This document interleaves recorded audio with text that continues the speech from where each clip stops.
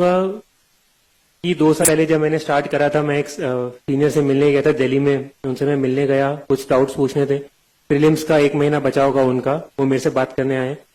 उन्होंने मुझसे पूछा कि बताओ क्या बात करनी है। तो मैं ऐसे जनरल गाइडेंस लेने लग गया कि सर कैसे स्टार्ट करते हैं, ये क्या करते हैं।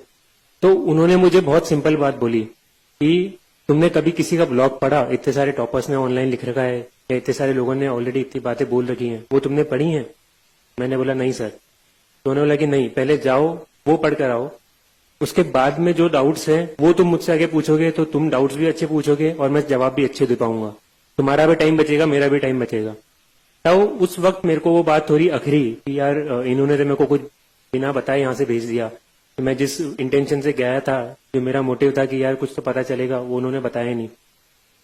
तो उन टीचर की, उन सर की, सीनियर की बात मेरे को आज वो पता चलती है। और वो बात मैं बोलूंगा कि सबसे पहली वो टिप थी मेरी यूपीएससी को रिलेटेड। और वो टिप आज मुझे पता चलता है कितनी ज्यादा इंपॉर्टेंट टिप है कि आप सबको भी वो चीज करनी पड़ेगी, आप सबको भी वो काम करना पड़ेगा। मैं यहाँ पे आके 10 बातें बोल सकता हूँ, मैं यहाँ पे आके 50 बातें बोल सकता हूँ, बट एज लॉन्ग एज आप वो चीजें नहीं समझते हैं, आप खुद से उसके ऊपर विचार नहीं करते हैं, वो सब आपके कान पे पड़ेंगी, निकल जाएंगी। मैं भी यहाँ पर आया हूँ, तो अगर आप सब लोग यहाँ पर इस हॉल के अंदर हैं या जो भी वीडियोस पे देख रहे हैं, आप सब किसी पर्टिकुलर रीजन से यहाँ पर आए हैं, कोई कारण है आपका यहाँ पे होने का, तो कोशिश करिए कि वो चीज आप समझ पाए। आप यहाँ पे कोई मूवी देखने नहीं आए कि हॉल में जाके 1-2 घंटे बैठ के मूवी देख के आ गए। यहाँ पे या कहीं पे भी इन जनरल लाइफ में ज्ञान बहुत जगह मिलता रहता है, ज्ञान बहुत सारे लोग बोलते हैं। वो कौन सा ज्ञान आपके काम का है, उसको कैसे पिक करना है, उसको कैसे अपनी जिंदगी में अप्लाई करना है, वो आपकी रिस्पॉन्सिबिलिटी है। तो इसलिए आराम से सुनिए जो भी मैं बोल रहा हूँ, कोशिश करिए क्या आप पे अप्लाई होती है, क्या आप पे रिलेवेंट है। मैं ये नहीं बोलूंगा कि मैंने जो भी बात बोली सब सत्य है। मेरा एग्जाम एक बार में क्लियर हो गया तो मैंने जितनी गलतियां करी होंगी वो हाइड हो चुकी हैं, किसी को पता नहीं चला मैंने क्या गलतियां करी हैं। 4 अप्रैल तक मैं जो भी करता था, जो भी सोचता था, वो मेरी खुद की थिंकिंग थी, वो मेरा खुद का पढ़ने का तरीका था। फिर वो रिजल्ट आया तो अब सब कोई उसको जानने लगा, सब उसको सही मानने लगा कि यही सही तरीका है। सही तरीका कुछ नहीं होता है, सही तरीका आपका जो तरीका है जिससे आपको समझ में आता है वो सही तरीका है। इसलिए जो भी, ना केवल मैं, आप कहीं से भी, इवन कोई टीचर भी या कोई भी फीडबैक आपको मिल रहा है तो आपको एक बार समझना है कि वो आप पे कितना लागू होता है। उसके बाद में ही आपको उसे अपने स्ट्रैटेजी के अंदर डाल के आगे बढ़ना है। कोई आपको यहाँ पे कोई जड़ी बूटी नहीं देगा कि यार ये चीज कर लो तुम एग्जाम क्लियर कर लोगे। जितेंद्र सर ने कल बात बोली थी, इलाहाबाद में फेमस है, बाबा बनाते हैं। वो सब लोग फालतू की बोल के चले जाते हैं, बोलते कि ये कर लो वो कर लो, वो कुछ नहीं होता है। करना सब आपको है, ये एग्जाम पूरा आपका है। मैंने भी कोचिंग करी थी, उसके बारे में थोड़ा बताऊंगा, बट उसका भी एक लिमिटेड रोल था। उसके ऊपर मुझे भी साल भर बहुत मेहनत करनी पड़ी थी, उसके बाद में वो रिजल्ट आया था।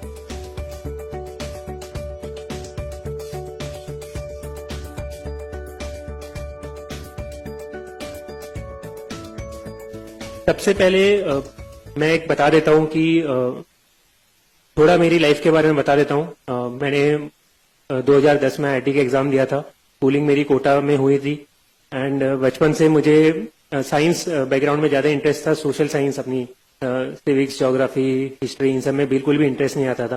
मेरी कोशिश थी कि भाई 10वीं क्लास तक, बोर्ड तक एक बार पढ़ के इनको हटा दूं, फिर 11th के बाद में तो आएगा भी नहीं। बिल्कुल इंटरेस्ट नहीं था, मैं एकदम दूर भागता था उनसे, एकदम रट्टा मार मार के उनको मैंने निकाला था, क्योंकि मेरा पूरा मैथ्स वगैरह में इंटरेस्ट था। फिर कोटा में वैसा एनवायरमेंट भी होता है, तो मैंने आईआईटी का एग्जाम दिया, वो एग्जाम भी क्लियर हो गया। फिर मैं आईआईटी बॉम्बे गया वहां ग्रेजुएशन करने।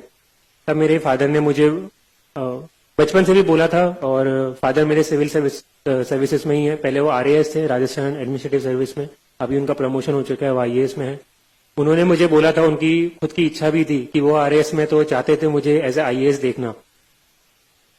बट मैं क्योंकि उस एनवायरनमेंट में रहा था, बचपन से मैंने सारी चीजें देखी थी, तो कभी मुझे उसका अट्रैक्शन नहीं आया कि यार ये लाल बत्ती की गाड़ी क्या होती है, या ये सोशल स्टेटस क्या होता है, या ये रिस्पेक्ट क्या होती है। वो सामने दिखता रहता था। मेरे लिए वो घर की मुर्गी दाल बराबर जैसी चीज थी, मुझे कभी इंटरेस्ट नहीं था। नहीं प्लीज आप ताली मत बजाइए, आप सुनिए जो भी मैं बोल रहा हूँ। ताली आप एंड में जितनी बजानी है बजा लीजिएगा। तो मेरा था कि ये चीज तो मैंने देख रखी है लाइफ में, मुझे कुछ और ट्राई करना है, मुझे खुद की जिंदगी बनानी है, मुझे खुद के पैरों पे खड़े होकर कुछ करना है। और मेरा था कि मुझे कभी तो इंडिया के बाहर जाके भी एक बार रहना है या काम करना है। उसी इंटेंशन से मैंने कॉलेज में पढ़ाई भी करी, अच्छे से पूरा ग्रेजुएशन वगैरह करा। और 2014 में जब मेरा फाइनल ईयर था, ग्रेजुएशन हुआ, तब मुझे सैमसंग साउथ कोरिया में जॉब ऑफर मिला था प्लेसमेंट्स में कॉलेज के अंदर। तो तब मुझे बहुत खुशी हुई कि यार बचपन से मेरी ये इच्छा थी, दिली इच्छा थी कि मुझे एक बार बाहर जाना है और वो अपॉर्चुनिटी मेरे सामने है। फिर मेरे फादर ने तब एक बार फिर से बोला कि तुम अभी ग्रेजुएशन कर चुके हो, तुम एलिजिबल हो चुके हो यूपीएससी लिखने के लिए, एक बार कोशिश करो। क्योंकि उन्हें पता था कि मेरे अंदर कितना पोटेंशियल है। मुझे खुद को लगता था कि यार ठीक है, एप्टीट्यूड वगैरह ठीक है, जनरल साइंस मेरे बस की बात नहीं है। मैं कभी न्यूज़पेपर भी नहीं पढ़ता था कि ये मुझसे कभी नहीं हो सकता। तो मैंने उनको मना करा कि नहीं है। उन्होंने फिर एकदम मेरे से बिना पूछे मेरा फॉर्म भर दिया। 24 अगस्त को एग्जाम था, 23 अगस्त की रात को उन्होंने बताया कि ये लो तुम्हारा एडमिट कार्ड, कल सुबह जाके एग्जाम लिख कर आना। मैंने बोला अगले हफ्ते 10-15 दिन के बाद में मेरी फ्लाइट थी। मैंने बोला कि नहीं, मैं तो जा रहा हूँ, जॉब है। बोला कि ठीक है चले जाओ जॉब पे, मैं फोर्स नहीं कर रहा, बस मेरा मन रखने के लिए एक बार ये एग्जाम जाके दे दो। और नहीं, वो तो होना तो है, वैसे भी नहीं है क्योंकि तुमने तैयारी करी नहीं है, पर पता तो चल जाएगा, क्या पता तुम्हारा कभी बाद में मन बन जाए। मैंने बोला कि नहीं, पहले तो मना करा, फिर उन्होंने दीदी से थोड़ी मिली भगत कर ली थी, उसका भी फॉर्म भर दिया। बोला देखो इसको भी भेज रहा हूँ, ये भी जा रही है, तो तुम भी चले जाओ। तो मैंने बोला कि अब ठीक है, घर पे बैठा हूँ, क्या कर रहा हूँ, संडे है, चले जाऊंगा, कोई बात नहीं।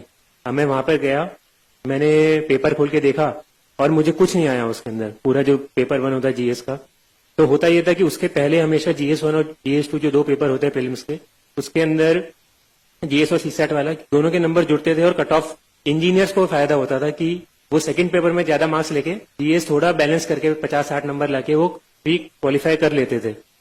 तो मेरे फादर को भी ये वाली चीज पता थी, उनको ये नहीं पता था कि वो पैटर्न चेंज हो चुका, उसी साल से चेंज हुआ था। तो उन्होंने मेरे को भेज दिया कि अरे तुम्हारा हो जाएगा, तो इसके अंदर जितना मैक्सिमम ला सकते हो लाओ, उसके अंदर काम निकाल लेना। अब गया, अब उसके अंदर तो CSAT वाला तो वैसे ही क्वालिफाइंग हो चुका है, कुछ काम का है भी नहीं, और GS वाला था, उसके अंदर मेरा डब्बा गोल। मैं पेपर खोल के बैठा, मुझे कुछ आता नहीं है। मैंने सोचा कि चलो कुछ एलिमिनेशन करके आ जाएंगे। पहली बार मैंने उसके 5 साल पहले IIT का एग्जाम दिया था, वहां पे तो एलिमिनेशन तो फिर भी हो सकता था कि चलो नहीं आया तो कुछ उल्टा तिगड़म बिठा के सवाल कर सकते हैं मैथ्स के, फिजिक्स के। यहाँ पे तो कुछ तिगड़म ही नहीं बैठती है, हमेशा 2 ऑप्शन तो फंसते ही फंसते हैं। B और C एलिमिनेट कर दी तो A और D में तो तुक्का मारना ही पड़ेगा, बिना कॉन्फिडेंट मैं कर ही नहीं सकता हूँ। और ये आप सबको पता है, फिल्म्स के अंदर 70-75% क्वेश्चन ऐसे ही होते हैं कि बहुत ही कम स्टूडेंट्स कॉन्फिडेंटली कर पाते हैं, उन्हें कहीं ना कहीं तो गेस करना पड़ता है। तब तो मेरा कोई बेस भी नहीं था, कुछ कंसेप्ट भी नहीं थे, और न्यूज़पेपर मैंने पढ़ा हुआ नहीं था। तो मैं जाकर एग्जाम में 15 मिनट मैंने करा, कुछ नहीं हुआ। फिर मैं उठ के टीचर को बोलने लगा कि ma'am I want to go, मेरे ये हो गया मेरा पेपर। उन्होंने बोला कि नहीं, यू हैव टू सिट, आपको बैठना पड़ेगा पूरा 2 घंटा। अब मैंने सोचा क्या करूं, मैं जाके वहां पे हेड डाउन करके सो गया, क्योंकि एग्जाम तो मेरे को कुछ आता नहीं था। फिर मैं घंटे 1.25 घंटे के बाद में उठा, देखा कि बाकी बच्चे कुछ कर रहे थे। मैंने बोला कि चलो अपन भी थोड़ा कर लेते हैं, थोड़ा अपन तुक्केबाजी तो भिड़ा लेते हैं कि क्या होगा, ज्यादा से ज्यादा नेगेटिव आएंगे, पर एग्जाम तो अपन को क्लियर करना नहीं है। तो मैंने कुछ तुक्केबाजी करी और पेपर में देकर आ गया, घर पे आराम करा। पापा को बोल लिया कि जो होगा मुझे तो मतलब का भी नहीं है, बताना भी मत कि कितने मार्क्स थे, क्या रिजल्ट था। फिर उसके कुछ 7-8 में तो आराम से जॉब करने चले गया। 7-8 महीने बाद उनका फोन आया कि ऐसे ऐसे हुआ है, तुम्हारा होना तो था नहीं, तो हुआ नहीं, और कितने मार्क्स तुम्हारे CSAT में कुछ बहुत अच्छे नंबर आए हैं, क्योंकि वो मेरा स्ट्रांग था, और GS में होंगे सिंगल डिजिट या कुछ 10-15-20 नंबर से ऊपर नंबर नहीं होंगे मैं 200 के अंदर से। तो देख के पता चल गया कि अपने बस की बात नहीं है UPSC, खासकर GS, क्योंकि मेरा कभी स्ट्रांग था ही नहीं। फिर मैंने बाहर, जो मेरा इंटेंशन था कि बाहर नौकरी करी, कभी बीच में UPSC के लिए सोचा भी नहीं, क्योंकि मेरा था कि अभी नौकरी मिली, इसमें अच्छे से करना है, मुझे ध्यान भी अपना कहीं और बांटना नहीं है। तो मैंने अपना सारा जॉब करी 1.5 साल। फिर कुछ चीजें ऐसी हुई, वहां पे काम पसंद नहीं आया। फिर मैंने सोचा कि इंडिया मूव करके काम करते हैं, और बाहर रहना भी मेरे को इतना पसंद नहीं आया, इंडिया की जो लाइफ मेरे को बेटर लगती थी। तो फिर मैं शिफ्ट करके बैंगलोर आ गया। बैंगलोर के अंदर मैंने जॉब करी, और जॉब करते वक्त बैंगलोर में कुछ 7-8 महीने जब निकले होंगे, दिवाली का टाइम था 2016 का, मैं 2016 मार्च में इंडिया आ गया था।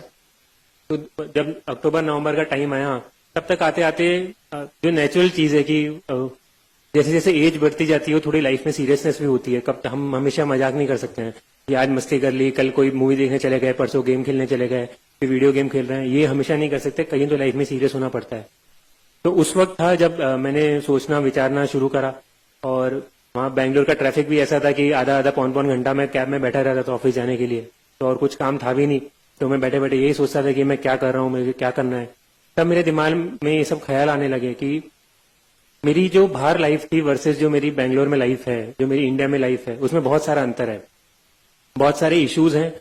और जो वहां पे जिस तरह की ईज ऑफ लिविंग थी कि बड़े आराम से चीजें हो रही है, कुछ सोचना ही नहीं पड़ रहा है, वैसी जिंदगी यहाँ पे नहीं है। और मैं चाहूंगा कि वैसी जिंदगी यहाँ पे होनी चाहिए।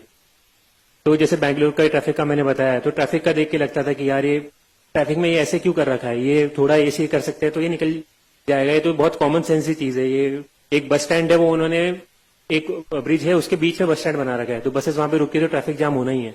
तो सबको लगता था कि वाटर स्केर्सिटी है, पानी की कमी बैंगलोर में बहुत तेजी से होती जा रही है, अभी भी इशू चल ही रहे हैं।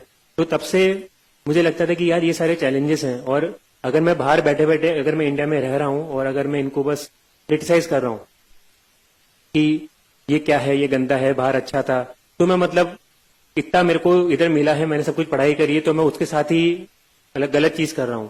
तो अगर उनको इम्प्रूव करना है तो वो मैं बाहर से कोस नहीं सकता हूं, मुझे खुद को जाके चेंज करना पड़ेगा। तब मैंने थोड़ा सोचना स्टार्ट करा। फिर वो पहले से दिमाग में यूपीएससी वाला तो एक्सपीरियंस था ही, पता था कि जॉब कैसे होती है, क्या क्या अपॉर्चुनिटीज होती हैं, कौन कौन से सेक्टर्स होते हैं। मेरे फादर, मेरे ताऊ जी भी सिविल सर्विसेज में ही है, और फादर के कुछ सीनियर्स हैं, वो बचपन से एक दो बार मैं मिला हुआ था उनसे, तो मुझे आइडिया था थोड़ा बहुत कि यहाँ पर मैं आऊंगा तो कुछ तो सेटिस्फाइंग मिलेगा। एट द सेम टाइम मैं बैंगलोर में जो जॉब कर रहा था वहां पे मैं 8 to 8, 9 to 9, 10-12 घंटे दिन के मेरे उसमें जाते थे। महीने के एंड में मेरी सैलरी आती थी, काफी अच्छी सैलरी थी, बट उसको ना मैं कहीं यूज करता था, ना उससे मुझे सेटिस्फेक्शन मिलता था कि यार मैं कुछ अच्छा इंप्रूव कर पा रहा हूँ या कुछ भी अच्छी चीज हो रही है उससे, बस से मेरा फायदा हो रहा है। और मेरा फायदा भी वो केवल मॉनिटरी फायदा है कि मैं आज जाके अगर मैं मान लो 1000 रुपए की शर्ट खरीदता तो मैं कल जाके 5000 की शर्ट खरीद लूंगा, उसके ऊपर तो मैं खर्च कर भी नहीं सकता हूँ। तो मुझे लगने लगा, फिर मैंने घर पे बात करी, अपने फादर से बात करी, बीच में यूएस वगैरह का ऑप्शन भी है कि मैं यूएस भी शिफ्ट कर सकता हूँ, वहां पे पढ़ाई की भी अपॉर्चुनिटी मिली। बट फिर बीच में मेरे ऑफिस वालों ने मेरे को महीना 2 महीना वहां पे भी भेजा। तब मुझे वहां की भी लाइफ दिखी, मुझे पता चल गया कि नहीं, कोरिया भी पसंद नहीं आया, यूएस भी पसंद नहीं आया, मतलब अपन को बाहर रहना पसंद नहीं है, अपने लिए इंडिया सही जगह, अपन को इंडिया में रह के ही कुछ अच्छा करना। इसलिए फिर मैं सोचने लगा कि यूएस का तो मैंने ऑप्शन कैंसिल कर दिया और घर पे बात करने लगा। तो मैंने 5-6 महीने लगाए, बार बार हर महीने में घर जाता था, पूछता था, बात करता था जितने लोगों से हो सके, तो खासकर वो भी केवल घर के अंदर, और एक या दो लोग, ऐसा भी नहीं कि मैंने 10 जनों को या दोस्तों को भी बता दिया कि मैं ये सोच रहा हूँ, क्योंकि बहुत सारी ओपिनियन आती है, जो वो सब अपन को जो सोचना होता है, अपन को करना होता है, वो उनसे इन्फ्लुएंस होती है। अल्टीमेटली जो आपको अंदर से चाहिए वो आपको ही पता है, या ज्यादा से ज्यादा जो आपके क्लोज वंस है, आपकी फैमिली है, वही आपको बता सकते हैं, वही लोग हैं जो आपको सही एडवाइस देंगे। बाकी तो उनके हिसाब से जो सही है वो बताते हैं। इसलिए मैंने सोचा कि इन्हीं लोगों से पूछता हूँ। फिर सोच समझ के मैंने डिसाइड करा, बताया कि सब जगह पॉजिटिव नेगेटिव होते हैं, कि तुम सिविल सर्विसेज में भी आओगे तो ऐसा नहीं है सब कुछ अच्छा होगा, इश्यूज होंगे, लोगों को ट्रांसफर का बहुत टेंशन रहता है, कहाँ ट्रांसफर कर देंगे, या लोगों को पॉलिटिकल इंटरफेरेंस का डर रहता है, बहुत सारी चीजें होती हैं। वही मैंने बात करी तो उन्होंने बताया कि हर जगह पॉजिटिव्स नेगेटिव्स होते हैं। सिविल सर्विसेज में जरूरी नहीं है कि सब कुछ अच्छा होगा, जरूरी नहीं है सब कुछ गंदा होगा। अगर तुम जहां सेटिस्फेक्शन लेना चाहते हो, जो काम करके तुम अच्छा काम करना चाहते हो, वो जरूर यहाँ पे मिलेगा। ये मैंने 3, 4, 5, 10 लोगों से पूछ लिया, तो सुन लिया था, तो इसका मुझे पता था कि अगर मैं अच्छा ही ढूंढूंगा तो मेरे को अच्छा ही मिल जाएगी, बट अगर मैं केवल बुराई ढूंढूंगा उस चीज के अंदर तो मेरे को बुराई भी मिल जाएगी। और अगर मैं प्राइवेट जॉब कंटिन्यू करता हूँ तो वहां पे भी है कि ठीक है, मेरे को अच्छी सैलरी मिल रही है, सब कुछ बढ़िया है, मैं अच्छी लाइफ जी सकता हूँ, मैं महंगी कार खरीद ली, ये कर लिया, जो करना है मैं कर सकता हूँ, but at the same time जो सेटिस्फेक्शन है कि मैं कुछ अच्छा काम कर रहा हूँ, वो वहां पे नहीं मिलता है। मैं बैंगलोर में हूँ, वहां पे ट्रैफिक में फंस रहा हूँ, तो पता है कि वो भी नेगेटिव ही हुआ उस जॉब का। तो मुझे वो मैंने जब कंपेयर करा दोनों चीजों को, तब मैंने सोचा नहीं, सिविल सर्विसेज का एग्जाम देंगे। फिर मैंने मेरी जॉब छोड़ी, मई 2017 में मैंने मेरी जॉब छोड़ी थी। उसके बाद में मैंने मेरी प्रिपरेशन स्टार्ट करी। ये एग्जाम मेरा 1 साल का या मेरा 1.5 साल का टाइमलाइन था। तो अब लोग बोलने में बोल सकते हैं कि ठीक है मेरे 2 अटेम्प्ट थे, बट मैं इसको पर्सनली फर्स्ट अटेम्प्ट ही काउंट करता हूँ, क्योंकि पहला अटेम्प्ट था कि मेरे को एग्जाम के एक दिन पहले पता चला कि मुझे कल जाके एग्जाम लिखकर आना है, और मैं इसको as a time period count करता हूँ। कोई मेरे से पूछेगा तो मैं बोलूंगा मैंने जिंदगी के 1.5 साल 2 साल डाले यूपीएससी क्लियर करने के लिए, और वो लगते ही हैं, वो सबके ही उतने मिनिमम तो इतना अमाउंट डालना पड़ेगा आपको। तो ये मेरी टाइमलाइन थी जो मैंने बताई आपको। अब इसमें आप नोट करेंगे तो सबसे पहले मैंने सबसे बल्क में जो टाइम बताया वो क्या था, मेरा यूपीएससी में आने का जो थॉट प्रोसेस, जो मैंने स्टार्टिंग के तैयारी शुरू करने के पहले 5-6 महीने डाल दिए सोचने में कि मुझे एग्जाम देना है, क्यों देना है, क्या फायदे